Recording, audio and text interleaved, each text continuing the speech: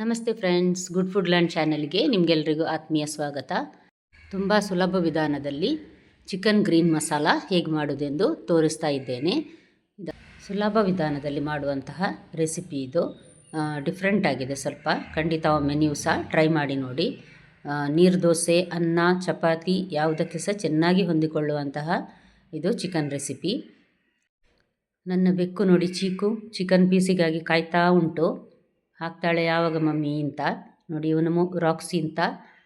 ಸರಿ, ಹಾಗಾದರೆ ಹೇಗೆ ಮಾಡೋದೆಂದು ನೋಡುವ. ನಾನು ಸಾಧಾರಣ ಒಂದೂವರೆ ಹಿಡಿಯಷ್ಟು ಆಗುವಷ್ಟು ಪುದೀನ ಸೊಪ್ಪು ತೆಗೆದುಕೊಂಡಿದ್ದೇನೆ. ಮತ್ತು 1.5 ಹಿಡಿಯಷ್ಟು ಕೊತ್ತಂಬರಿ ಸೊಪ್ಪು ದಂಟು ಸಮೇತ ತೆಗೆದುಕೊಂಡಿದ್ದೇನೆ. ಸೊಪ್ಪು 2 ಫ್ರೆಶ್ ಆಗಿರಬೇಕು. ಮತ್ತು ಒಂದು 10-12ರಷ್ಟು ಗೇರು ಬೀಜ, ದೊಡ್ಡ ತುಂಡು ಶುಂಠಿ, 10-12ರಷ್ಟು ಸಿಪ್ಪೆ ತೆಗೆದ ಬೆಳ್ಳುಳ್ಳಿ, ಕಾಯಿಮೆಣಸು ನಿಮಗೆ ಖಾರಕ್ಕೆ ನೋಡಿ ಹಾಕ್ಕೊಳ್ಬಹುದು. ಮತ್ತು ನಾನಿಲ್ಲಿ 4 ಕಾಯಿಮೆಣಸನ್ನು ತೆಗೆದುಕೊಂಡಿದ್ದೇನೆ. ಇದೆಲ್ಲವನ್ನು ಹಾಕಿ ಇದನ್ನು ನುಣ್ಣಗೆ ರುಬ್ಬಬೇಕು ನಾವು. ತುಂಬ ಫೈನಾದಷ್ಟು ರುಚಿ ಜಾಸ್ತಿ. ಗೇರು ಬೀಜ ನಾನೊಂದು 12 ಹಾಕಿದ್ದೇನೆ, ಒಂದು 15 ಸಹ ಹಾಕ್ಕೊಳ್ಬಹುದು. ಒಂದು 3 ಟೇಬಲ್ ಸ್ಪೂನ್ನಷ್ಟು ನಾನು ಫ್ರೆಶ್ ಮೊಸರು ಹಾಕಿದ್ದೇನೆ. ಇದಕ್ಕೆ ಹುಳಿ ಇಲ್ಲದ ಮೊಸರು ಇದು. ತುಂಬ ಹುಳಿ ಇದ್ದರೆ ಸಹ ಅಷ್ಟು ಚೆನ್ನಾಗಿ ಬರೋದಿಲ್ಲ. ಅದಕ್ಕೋಸ್ಕರ ಇದೆಲ್ಲವನ್ನು ಮತ್ತು ಒಂದು 3 ಟೇಬಲ್ ಸ್ಪೂನ್ ನೀರು ಹಾಕಿ ಚೆನ್ನಾಗಿ ನುಣ್ಣಗೆ ರುಬ್ಬಬೇಕು. ಇಲ್ಲೊಂದು ಅರ್ಧ ಕೆಜಿಯಷ್ಟು ನಾನಿಲ್ಲಿ ಚಿಕನ್ ತೆಗೆದುಕೊಂಡಿದ್ದೇನೆ. ನಾನಿಲ್ಲಿ ವಿದ್ ಸ್ಕಿನ್ನೇ ತೆಗೆದುಕೊಂಡಿದ್ದೇನೆ. ಇದು ಉಪ್ಪು ಮತ್ತು ಅರಸಿನ ಹಾಕಿ ಚೆನ್ನಾಗಿ ಮಿಕ್ಸ್ ಮಾಡಬೇಕು. ಈಗ ನೋಡಿ, ನಾನು ಮಿಕ್ಸಿಯಲ್ಲಿ ಇದನ್ನು ಗ್ರೈಂಡ್ ಆಗಲಿಕ್ಕೆ ಅಂತ ಇಟ್ಟಿದ್ದೇನೆ. ಇದೀಗ ಚೆನ್ನಾಗಿ ನುಣ್ಣಗಾಗಿದೆ. ನೋಡಿ, ನಿಮಗೆ ಈಗ ತೋರಿಸ್ತಾ ಇದ್ದೇನೆ ನೋಡಿ. ಒಳ್ಳೆ ಫ್ರೆಶ್ ಸೊಪ್ಪು ತೆಗೆದುಕೊಂಡ್ರೆ ಒಳ್ಳೆ ಬಣ್ಣ ಬರ್ತದೆ ಮತ್ತು ರುಚಿ ಸಹ ಅಷ್ಟೇ ಚೆನ್ನಾಗಿರ್ತದೆ. ಹಾಗಾಗಿ ಫ್ರೆಶ್ ಸೊಪ್ಪನ್ನೇ ತೆಗೆದುಕೊಳ್ಳಿ. ನಾನೀಗ ಈ ಚಿಕನಿಗೆ ಇದನ್ನೆಲ್ಲವನ್ನು ಹಾಕ್ತಾ ಇದ್ದೇನೆ ನೋಡಿ. ಎಲ್ಲ ನಾವು ಒಂದೇ ಸಲ ಎಲ್ಲ ಹಾಕಿ ನಂತರ ಸ್ವಲ್ಪ ಒಂದು ಅರ್ಧ ಗಂಟೆ ಮ್ಯಾರಿನೇಟ್ ಮಾಡಿಟ್ರೆ ಸಾಕಾಗ್ತದೆ. ನೋಡಿ, ಇದು ಅರ್ಧ ಲಿಂಬೆ ರಸ ಸಾಕಾಗ್ತದೆ. ಇದಕ್ಕೆ ಸ್ವಲ್ಪ ಮೊಸರು ಹಾಕಿದ್ದೇವೆ. ಈ ರೀತಿ ಒಂದು ಸಲ ಚೆನ್ನಾಗಿ ಮಿಕ್ಸ್ ಮಾಡಿ ಇದನ್ನು ನಾವು 1 ಗಂಟೆ ಅಥವಾ ಅರ್ಧ ಗಂಟೆ ತಕ್ಷಣ ಮಾಡೋದಾದರೆ ಇಡಬಹುದು. ಇಲ್ಲಾಂದರೆ ಹಿಂದಿನ ದಿನ ಎಲ್ಲ ರೆಡಿ ಮಾಡಿಟ್ಟು ಫ್ರಿಜ್ಜಲ್ಲಿಟ್ಟರೆ ಮರುದಿನ ಬೆಳಗ್ಗೆ 1/4 ಗಂಟೆ ಹೊರಗಿಟ್ಟು ನಂತರ ಇದನ್ನು ಬೇಯಿಸಬಹುದು. ನಾನಿದನ್ನೀಗ ಒಂದು ಅರ್ಧ ಗಂಟೆ ನೆನೆಯಲಿಕ್ಕೆ ಅಂತ ಇಡ್ತೇನೆ. ಈಗ ನಾನಿಲ್ಲಿ ನಂದಿನಿ ತುಪ್ಪ ತೆಗೆದುಕೊಂಡಿದ್ದೇನೆ. ಒಂದು 2 ಟೇಬಲ್ ಸ್ಪೂನ್ನಷ್ಟು ನಂದಿನಿ ತುಪ್ಪ. ಎಣ್ಣೆ ಹಾಕಿ ಸಹ ಮಾಡಬಹುದು, ಆದರೆ ತುಪ್ಪ ಹಾಕಿ ಮಾಡೋದ್ರಿಂದ ಎಕ್ಸ್ಟ್ರಾ ಟೇಸ್ಟ್ ಸಿಗ್ತದೆ. ಅದಕ್ಕೋಸ್ಕರ ಮತ್ತೊಂದು 2 ಟೇಬಲ್ ಸ್ಪೂನ್ನಷ್ಟು ಎಣ್ಣೆ ಹಾಕಿದ್ದೇನೆ. ಇದಕ್ಕೆ ಸಣ್ಣದಾಗಿ ಕಟ್ ಮಾಡಿದ 1 ಕಪ್ಪಿನಷ್ಟು ಈರುಳ್ಳಿ ತೆಗೆದುಕೊಂಡಿದ್ದೇನೆ. ಅಂದರೆ ಒಂದು ದೊಡ್ಡ ಗಡ್ಡೆ ಈರುಳ್ಳಿ ತೆಗೆದುಕೊಂಡ್ರೆ ಸಾಕಾಗ್ತದೆ.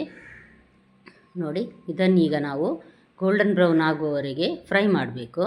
ತುಪ್ಪದಲ್ಲಿ ಹುರಿಯೋದ್ರಿಂದ ಟೇಸ್ಟ್ ಚೆನ್ನಾಗಿ ಬರ್ತದೆ. ನೋಡಿ, ಈಗ ಬಣ್ಣ ಬದಲಾಗ್ತಾ ಉಂಟು ಈರುಳ್ಳಿದು. ಸ್ವಲ್ಪ ಗೋಲ್ಡನ್ ಬ್ರೌನ್ ಆಗ್ತಾ ಇದೆ. ಒಳ್ಳೆ ಗೋಲ್ಡನ್ ಬ್ರೌನ್ ಬಂದ ಕೂಡಲೇ ಈ ಮ್ಯಾರಿನೇಟ್ ಆದ ಚಿಕನನ್ನು ಹಾಕಿ ಚೆನ್ನಾಗಿ ಮಿಕ್ಸ್ ಮಾಡಿ. ಇದಕ್ಕೆ ನೀರು ಹಾಕುವ ಅಗತ್ಯ ಇಲ್ಲ. ಈಗ ಅದು 7-8 ನಿಮಿಷ ನಾವು ಫ್ರೈ ಮಾಡಿದ ನಂತರ ಸ್ವಲ್ಪ ನೀರು ಬಿಡ್ತದೆ ಅದು. ನಾನೀಗ ಇದನ್ನು ಮೀಡಿಯಮ್ ಹೀಟಲ್ಲಿ ಫ್ರೈ ಮಾಡ್ತಾ ಇದ್ದೆ. ನೋಡಿ, ಇದೇ ರೀತಿ ಮಿಕ್ಸ್ ಮಾಡಿ ಸ್ವಲ್ಪ ಫ್ರೈ ಆಗಲಿ. ನೋಡಿ, ಈಗ 7-8 ನಿಮಿಷ ಆಯಿತು.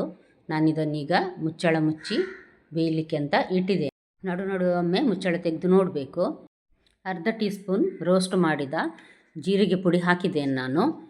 ನೋಡಿ, ಈಗ ಸ್ವಲ್ಪ ನೀರು ಆರಿದೆ. ಅಷ್ಟೇ ಅಲ್ಲ, ಚೆನ್ನಾಗಿ ಬೇಯ್ತಾ ಬರ್ತಾ ಉಂಟು.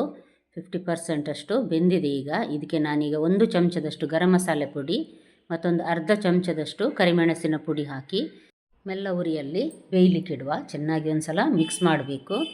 ಮೆಲ್ಲ ಉರಿಯಲ್ಲಿ ಮುಚ್ಚಳ ಮುಚ್ಚಿ ನಾನೀಗ ಇದನ್ನು ಬೇಯಲಿಕ್ಕೆ ಇಟ್ಟಿದ್ದೇನೆ.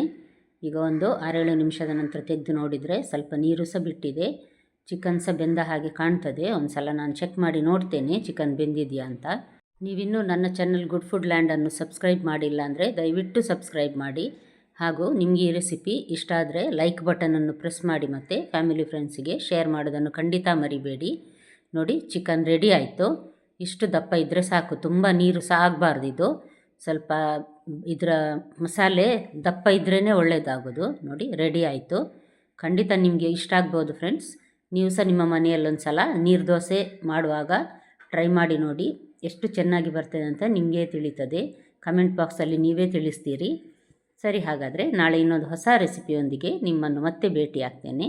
ನೋಡಿದ ಎಲ್ಲ ವೀಕ್ಷಕರಿಗೆ ಧನ್ಯವಾದ.